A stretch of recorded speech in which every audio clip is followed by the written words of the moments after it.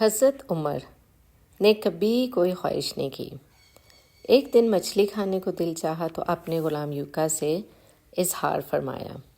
یوکا آپ کا بڑا وفادار غلام تھا۔ ایک دن آپ نے فرمایا، یوکا آج مچھلی کھانے کو دل کرتا ہے، لیکن مسئلہ یہ ہے کہ 8 میل دور جانا پڑے گا دریا کے پاس مچھلی لینے کے لیے، اور 8 میل واپس آنا پڑے گا مچھلی کے لیے۔ پھر آپ نے فرمایا، رہنے دو، کھاتے ہی نہیں۔ ایک چھوٹی سی خواہش کے لیے اپنے آپ کو اتنی مشقت میں ڈالنا اچھا نہیں لگتا کہ 8 میل جانا اور 8 میل واپس آنا صرف میری مچھلی کے لیے۔ چھوڑو یوکا، اگر قریب سے ملتی تو اور بات تھی۔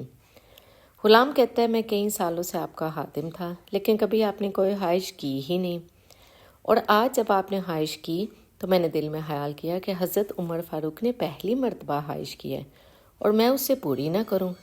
غلام کہتا ہے کہ جب حضرت عمر ظہر کی نماز پڑھنے گئے تو مجھے معلوم تھا کہ ان کے پاس کچھ مہمان آئے ہوئے ہیں، ان کی اثر وہیں پہ ہو جائے گی۔ غلام کہتا ہے کہ میں نے حضرت عمر کے پیچھے نماز پڑھی اور 2 رکعت نماز پڑھ کر میں گھوڑے پر بیٹھا۔ عربی نسل کا گھوڑا تھا۔ دوہرا کر میں دریا پر پہنچ گیا۔ عربی نسل کے گھوڑے کو 8 میل کیا کہتے ہیں؟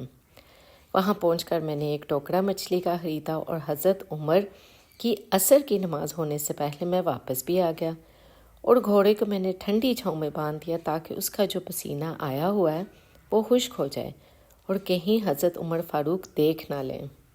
غلام کہتا ہے کہ گھوڑے کا پسینہ تو خشک ہو گیا، پر پسینے کی وجہ سے گرد و غبار گھوڑے پر جم گیا، جو واضح نظر آ رہا تھا کہ گھوڑا کہیں سفر پہ گیا ہوا تھا۔ پھر میں نے سوچا کہ حضرت عمر فاروق دیکھ نہ لیں۔ پھر میں جلدی سے گھوڑے کو کنویں پر لے گیا اور اسے جلدی سے غسل کرایا اور اسے لا کر چھاؤں میں باندھ دیا۔ فرماتے ہیں، جب عصر کی نماز پڑھ کر حضرت عمر آئے، میں نے بھی نماز ان کے پیچھے پڑھی تھی۔ گھر آئے تو میں نے کہا، اے حضرت عمر فاروق، اللہ نے آپ کی خواہش پوری کر دی ہے، مچھلی کا بندوبست ہو گیا ہے، اور بس تھوڑی دیر میں مچھلی پکا کے آپ کے سامنے پیش کرتا ہوں۔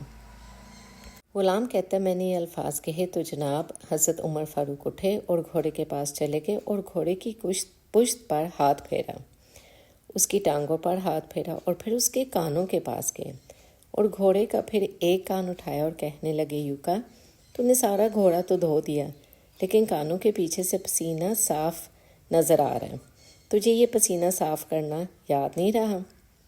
اور یہاں تو پانی ڈالنا بھی بھول گیا۔ حضرت عمر گھٹنوں کے بل زمین پر بیٹھ گئے اور کہنے لگے، یوکا ادھر آ، تیری وفا میں مجھے کوئی شک نہیں ہے، اور میں کوئی زیادہ نیک آدمی بھی نہیں ہوں، کوئی پرہیزگار بھی نہیں ہوں۔ میں تو دعائیں مانگتا ہوں، اے اللہ میری نیکیاں اور برائیاں برابر کر کے مجھے معاف فرما دینا۔ میں نے کوئی زیادہ تقوی اختیار نہیں کیا۔ اور بات کو جاری رکھتے ہوئے فرمانے لگے، یار ایک بات تو بتا، اگر یہ گھوڑا قیامت کے دن اللہ کی بارگاہ میں فریاد کرے کہ یا اللہ، عمر نے مجھے اپنی ایک خواہش پوری کرنے کے لیے 16 میل کا سفر طے کرایا، اے اللہ میں جانور تھا، بے زبان تھا، 16 میل کا سفر ایک خواہش پوری کرنے کے لیے، تو پھر یوکا تو بتا، میرے جیسا وجود کا کمزور آدمی مالک کے حضور گھوڑے کے سوال کا جواب کیسے دے گا؟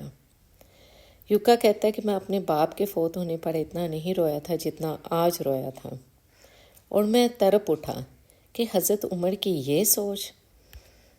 حضرت عمر فاروق کہنے لگے، اب تم اس طرح کرو کہ گھوڑے کو تھوڑا سا اضافی چارہ ڈال دو، اور یہ جو مچھلی کے لے کے آئے ہو اسے مدینہ کے غریب گھرانوں میں تقسیم کر دو، اور انہیں یہ مچھلی دے کر کہنا کہ تیری بخشش کی بھی دعا کریں اور عمر کی بخشش کی بھی دعا کریں۔ اے اللہ ہمیں توفیق دے کہ جب بھی ہم اپنی خواہشات کو پورا کرنے لگیں تو حضرت عمر کا یہ واقعہ ہمارے ذہنوں میں ضرور آئے۔